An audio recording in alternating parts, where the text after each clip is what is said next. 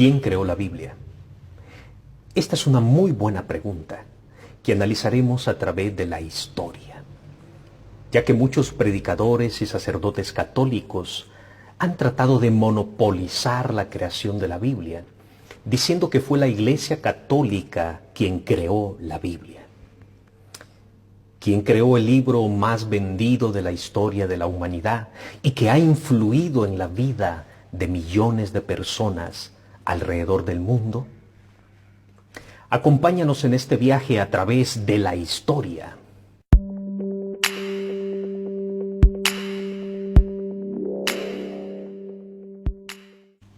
Las Sagradas Escrituras que hoy conocemos fueron recopiladas por primera vez en el año 300 a.C.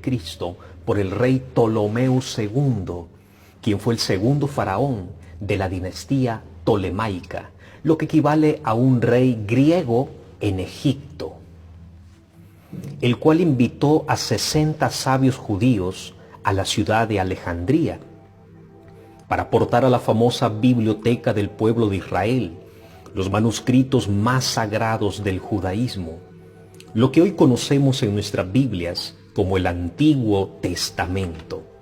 Estos manuscritos sagrados estaban escritos en hebreo y arameo, y el objetivo era traducirlos a la lengua griega, con el objetivo de cultivar la fe en las comunidades israelitas que vivían en la diáspora y que se comunicaban en la lengua común de aquel entonces, el griego koiné.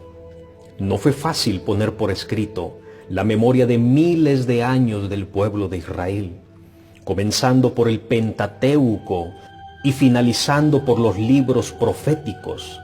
Así vio la luz la Biblia de los 60 o Alejandría, conocida también como la Septuaginta. Aquí podemos ver que no tuvo nada que ver la Iglesia Católica en la formación del Antiguo Testamento, ya que fueron los judíos los que dieron forma a lo que hoy conocemos como el Antiguo Pacto o el Antiguo Testamento. Ahora bien, ¿cómo se formó el Nuevo Testamento?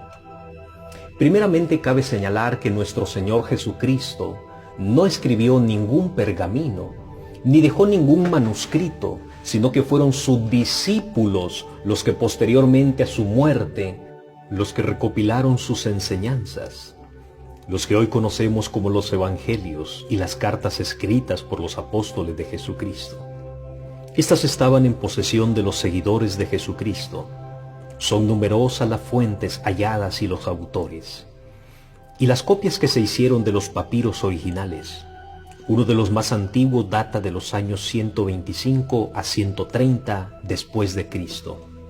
Estos manuscritos fueron tomados por muchos grupos que se segregaron de los verdaderos discípulos de Cristo, aunque conservaron copias de las enseñanzas de Jesucristo. El apóstol Pablo les advertía que después de su partida se levantarían hombres perversos que arrastrarían tras sí a los discípulos. Eran hombres que se separarían de la verdadera iglesia de Cristo. El catolicismo se atribuye que eran ellos los únicos que poseían los manuscritos sagrados, pero esto no era así. Habían innumerables copias alrededor de todo el Mediterráneo. Habían muchas versiones en siriaco, en copto, en latín, en griego, en armenio, pues la fama de Jesucristo se extendía por todo el mundo conocido. No era un monopolio del catolicismo. Había muchos grupos religiosos aparte del catolicismo que creían en Jesucristo y que tenían estos manuscritos, como lo dice el apóstol Juan, que muchos falsos profetas han salido por el mundo. Y curiosamente, esto lo está hablando en el siglo I después de Cristo. La Iglesia Católica fue fundada por Constantino en el año 313 después de Cristo, como la religión oficial del Estado, pero adaptada a las necesidades del Imperio Romano y bajo la apariencia de una iglesia institucional que en ese momento se llamaría católica y romana.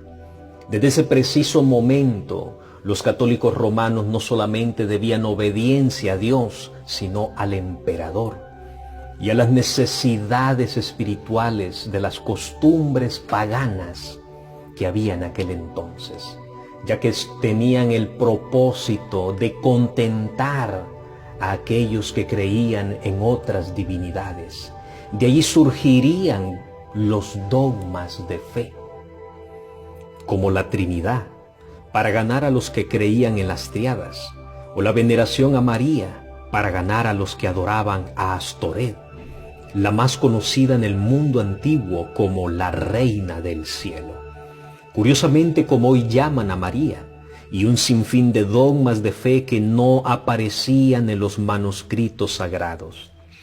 Desde el año 170 después de Cristo, ya se consideraban solo los 4 evangelios como genuinos, aunque es cierto que eran muchos los evangelios hechos por muchos grupos gnósticos, pero ya desde ese tiempo se tenía constancia de la vigencia de los 4 evangelios y las cartas de Pablo, Pedro, Santiago, Judas y Juan.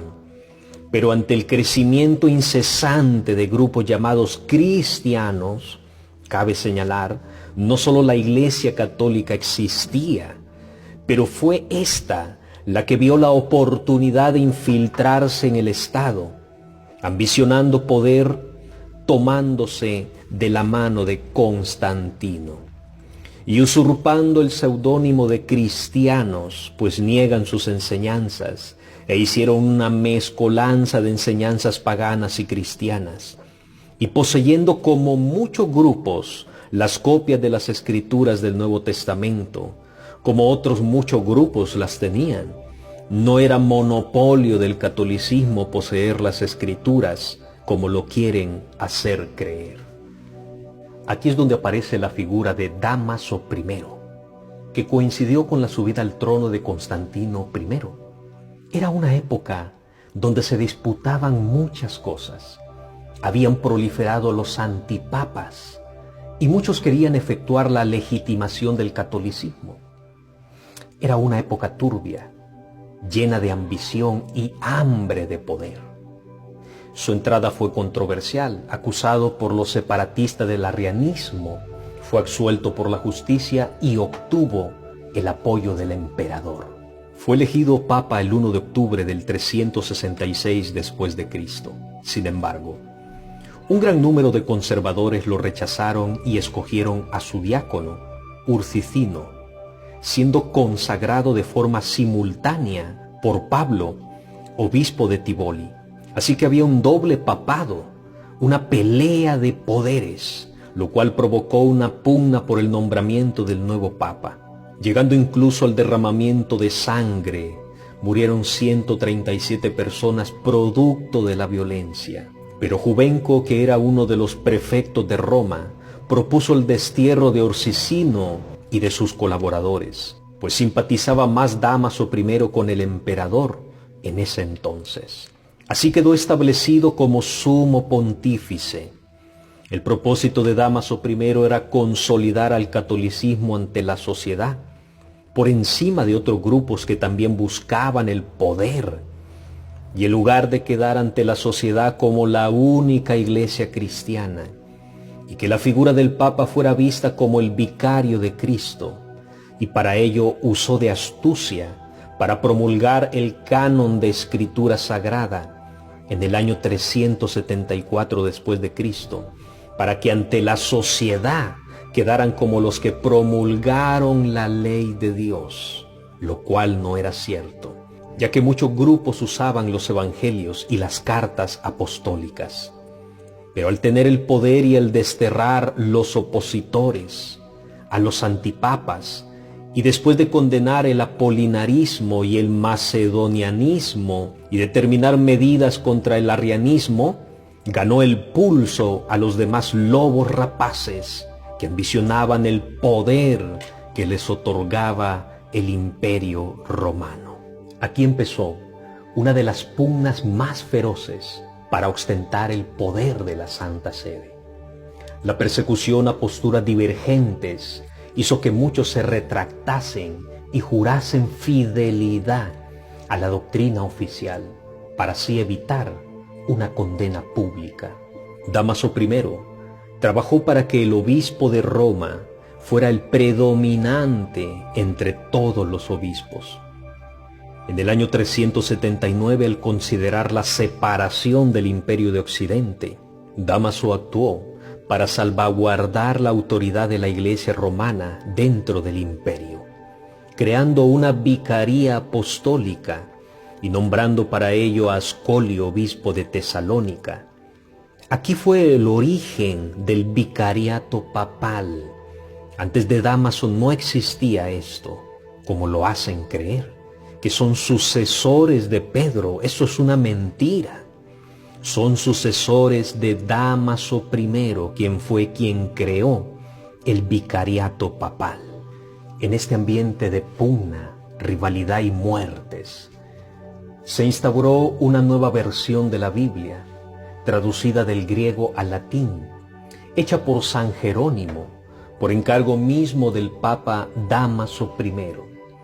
Esta es la traducción que se conoce como la Vulgata, que fue popular por estar escrita en latín, y desde ese momento se instauró también el latín en los cultos de la Iglesia Católica.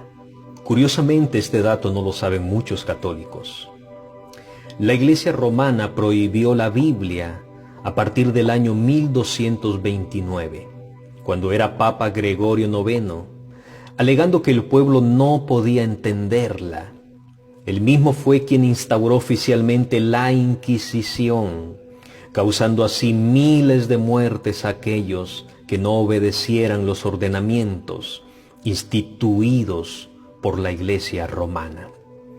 Pero la realidad era que no querían que las personas se dieran cuenta de las innumerables contradicciones que hay entre la Biblia y la doctrina católica, pues así lo expresaron los cardenales al Papa Julio III en el año 550. Este discurso está contenido en un documento histórico del tiempo de la Reforma, conservado en la Biblioteca Nacional de París, en la hoja B, número 1088, volumen 2, página 641 al 650.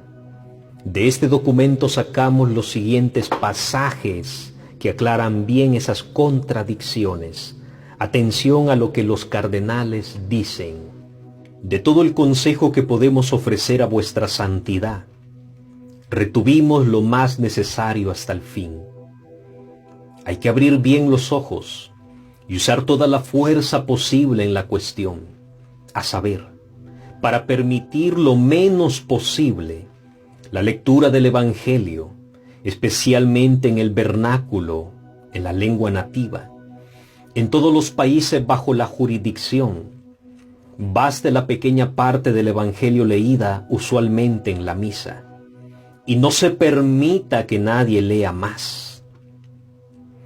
Curiosamente, parece que Roma le espantaba la verdad de la Biblia.